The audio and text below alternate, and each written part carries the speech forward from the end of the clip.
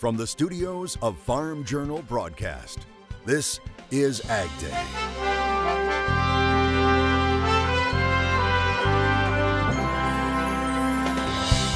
Coming up today on AgDay, could anything have been done to prevent the flooding in the heartland? I've seen this 4 times now and never thought I would see it more than once. The controversy grows as flooding concerns may not be over yet. And the U.S. and China could finally be moving closer to a trade deal. We are standing up to China's chronic trading abuses and theft of intellectual properties. AgDay, presented by the all-new Chevy Silverado, the strongest, most advanced Silverado ever. Good morning, I'm Betsy Gibbon in for Clinton Griffiths. Our Washington insiders reporting U.S. and China negotiators are 90% complete in reaching a final accord.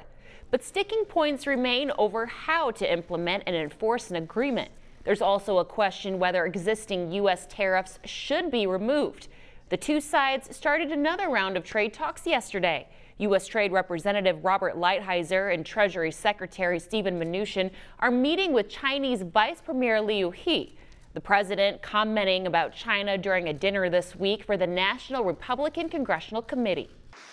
And we're fixing broken trade deals to protect the American workers, and we are standing up to China's chronic trading abuses and theft of intellectual properties and so many other things that they've done to us. I don't know how you people allowed this to happen for so many years. You've been here longer than me. But they really have. They've taken advantage of our country. And you know what? I respect them for it.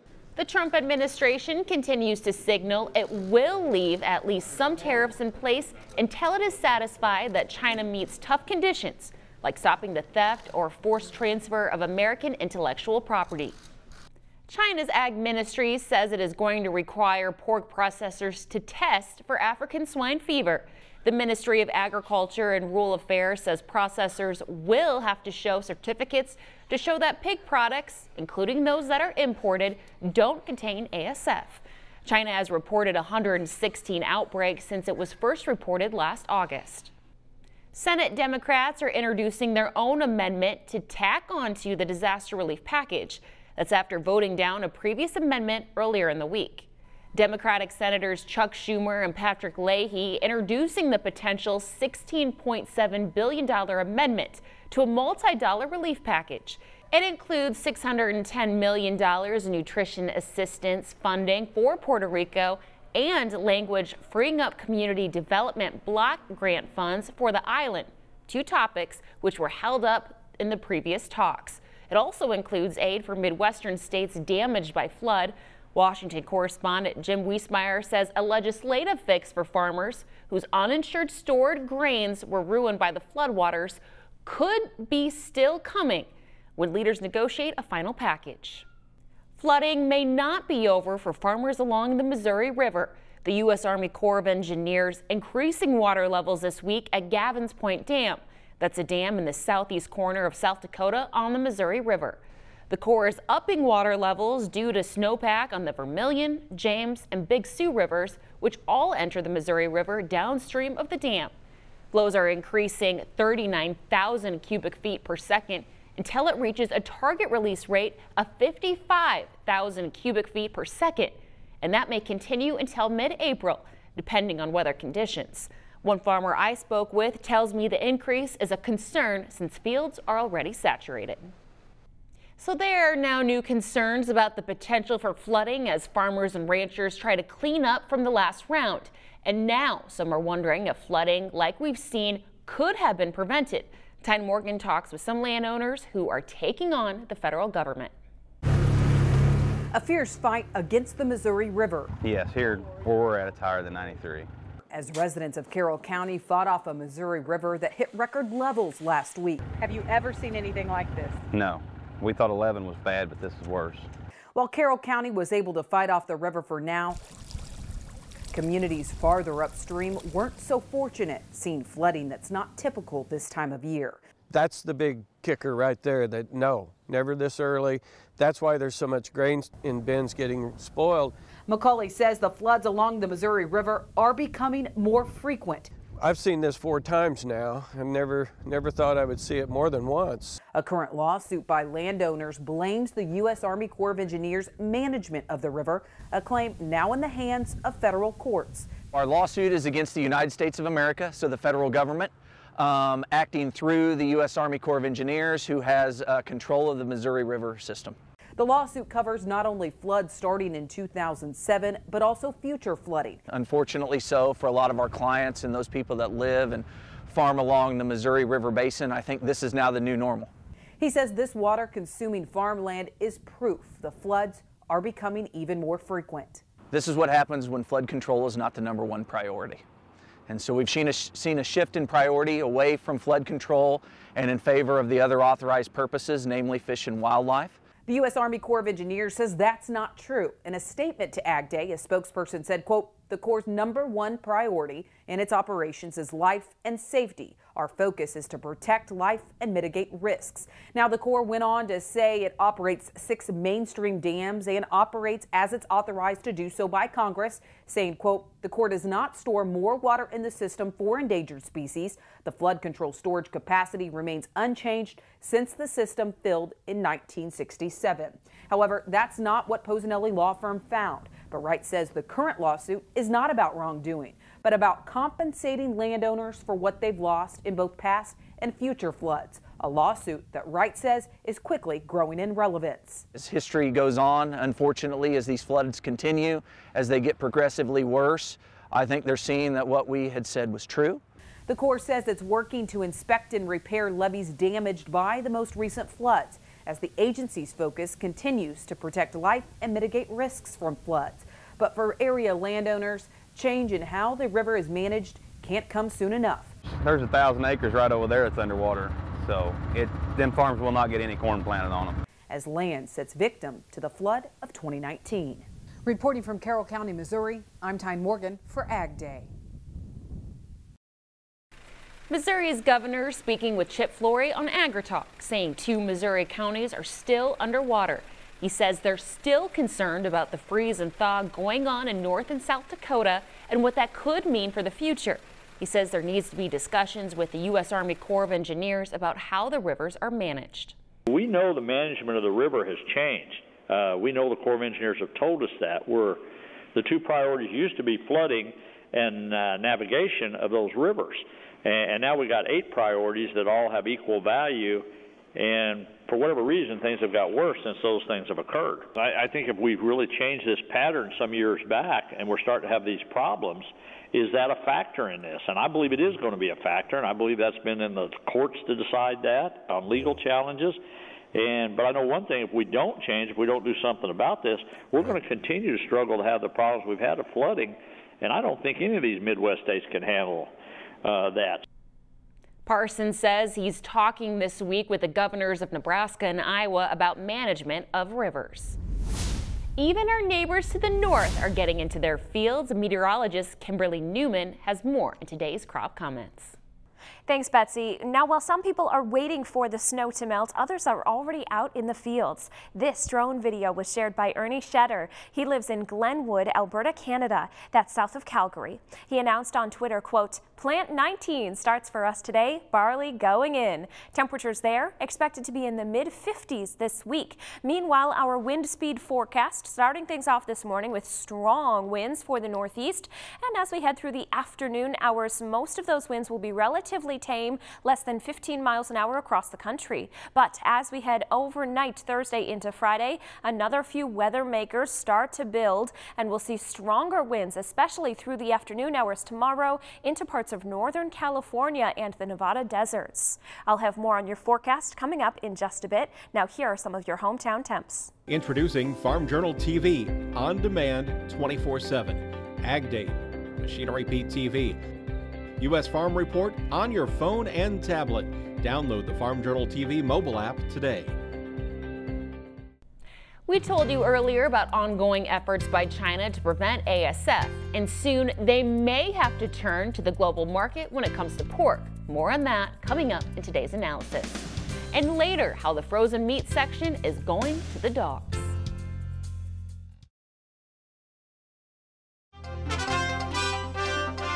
Wednesday was a mostly quiet day for the markets. We have more now from the floor of the CME. Today in the soybean market, it was a little bit lower. Brazil's harvest is really ahead of schedule, and right now there's 76% complete, and that's above the average of 70%. Today, kind of quiet trade a little bit, but that's slowing the participation into the market. The tariff issues are still on the minds of a lot of traders, and we're wondering if the president is actually going to get something done on this. Corn was also steady, maybe because of that as well. The USMCA trade deal, which was the NAFTA deal, is still not in place right now. And so that uncertainty with that deal has the market just kind of on hold, and it's very difficult to see what will happen. Right now, the demand or the exports are kind of just pretty steady right now, not giving like much rise to the market. And with this border issue, it's basically putting a lid on any kind of idea that there's going to be a rally in the grains at all. So we're going to watch that day to day.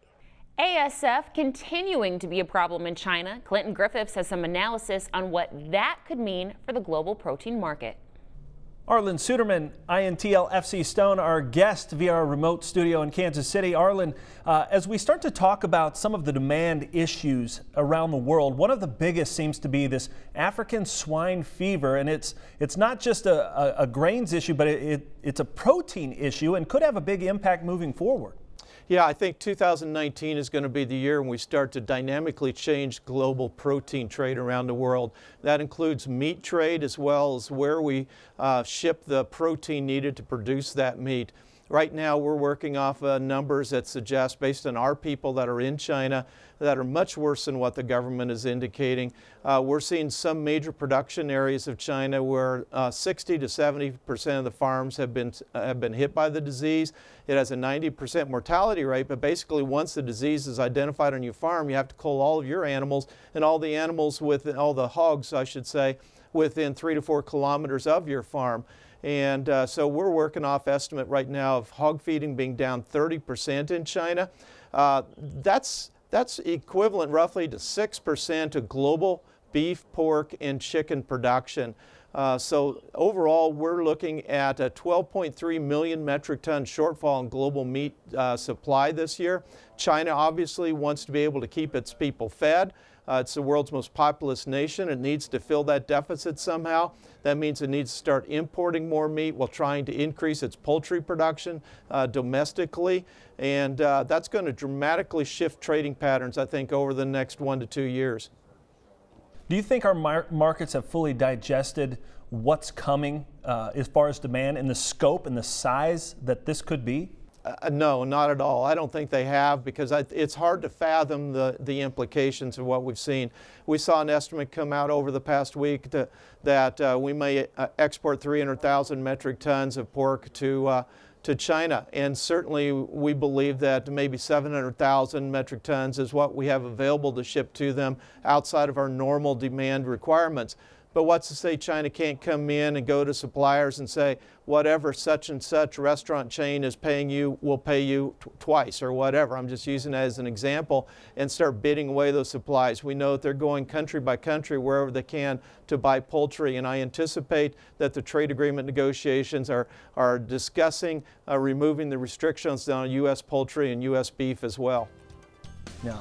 Well, it could be a pretty dynamic driver as we head through 2019. Arlen, as always, appreciate you joining us here on Ag Day. We'll be back with more in just a minute. Contact Arlen Suderman by email at arlen.suderman@intlfcstone.com. Closed captioning is brought to you by BASF. Grow smart with BASF. We create chemistry.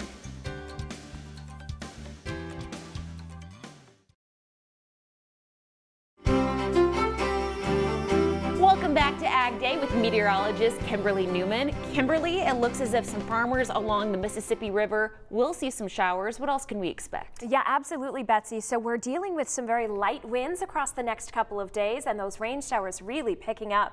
You'll specifically see that rainfall squished between our stationary front through the Great Lakes region and our warm front moving out of Texas and pushing forward ever so slowly in the next 24 hours. Here are those rain showers right along the Mississippi River, and a high pressure system in control right now for the northeast, moving out and off the coast in just the next couple of hours here. Snow showers are possible on the northern end of this boundary layer as a high pressure system sets up for the Four Corners region. Meanwhile, two separate bands of rain showers are coming in with new systems in the Pacific Northwest. Our overall rainfall totals will really increase with our low pressure system, especially here for the southern Mississippi River region. That'll be for the tip of Louisiana and coming into the panhandle of Florida. Rain showers will spread across the entire eastern seaboard as we head through the evening hours on Friday. Not as much to see here on our snow map, certainly this time of year. Less snow out there, but a little bit picking up here for northern Minnesota, even potentially seeing some snow in New York and a few additional flakes for the Rockies. Temperatures this afternoon will top out in the 80s for parts of Texas, incredibly warm and comfortable. As we head through the evening hours tonight, that heat moves back out of our area and we'll start things off nice and comfortable for most folks tomorrow morning. Very chilly conditions. The farther north you get, we actually drop below the freezing point. The rest of the nation looking at comfortable conditions, although we don't see any 80s here through Friday afternoon. Your jet stream looks like this, from a zonal flow pattern over the next couple of days to a couple of those very enhanced ridges and troughs digging deep through the midsection of the United States and bringing some cooler air in as we head through the afternoon and evening hours of your Thursday next week. That's a look at your forecast across the nation. Let's take a look at a couple of the cities we have to highlight today.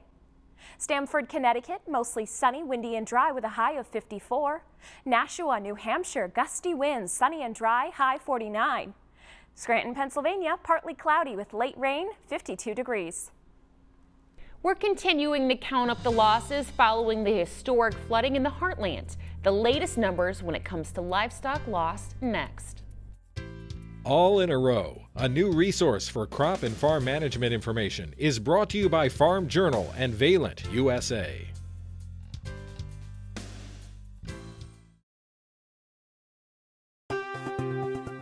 Drover's Report is sponsored by Corteva Agriscience, Agriculture Division of Dow DuPont, your partner in range and pasture productivity.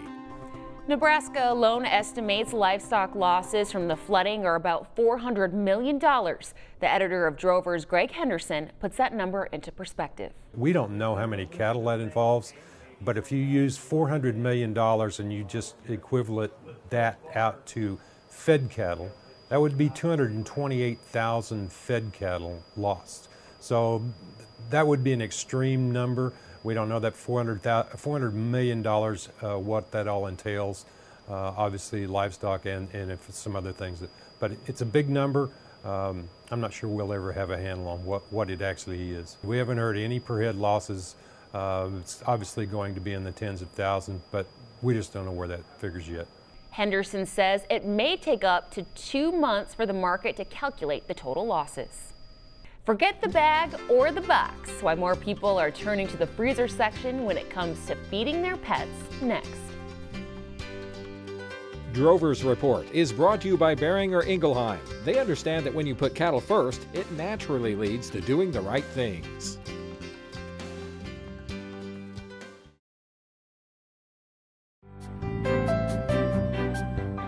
In the Country is powered by Kawasaki. Let the good times roll. How does a meal of turkey necks and gizzards sound to you? For a growing number of dogs, it's becoming their main meal. More pet owners are turning away from commercially prepared pet food. They've started buying raw meat and vegetables. Deb and Joe Colgan say they started buying raw meat 7 years ago for their dogs. They say it helps with several animal ailments, and they've noticed other benefits as well. When she first came to us, her coat was like straw. I mean, you could pet her and it would actually prickle. It would hurt my hand. And 2 weeks on raw. And if you feel her now, this is what she was like. And she's just soft as soft can be. Feeding pets raw food can be expensive. According to Nielsen data, the average fresh pet food costs $5.26 per pound, while the average frozen raw pet food is $6.23 per pound. Colgan says she spends $300 a month on 3 10-pound rolls of meat, plus vegetables, fruit, fish, and freeze-dried dog treats. And some veterinarians question the trend. They say established pet food companies are backed by decades of research, and the U.S. Food and Drug Administration says raw pet food has a high risk of bacterial contamination. So far, the Colgans say they haven't had any problems. And that's all the time we have this morning. We're glad you tuned in. For all of us here at AgDay, I'm Betsy Gibbon. Have a great day.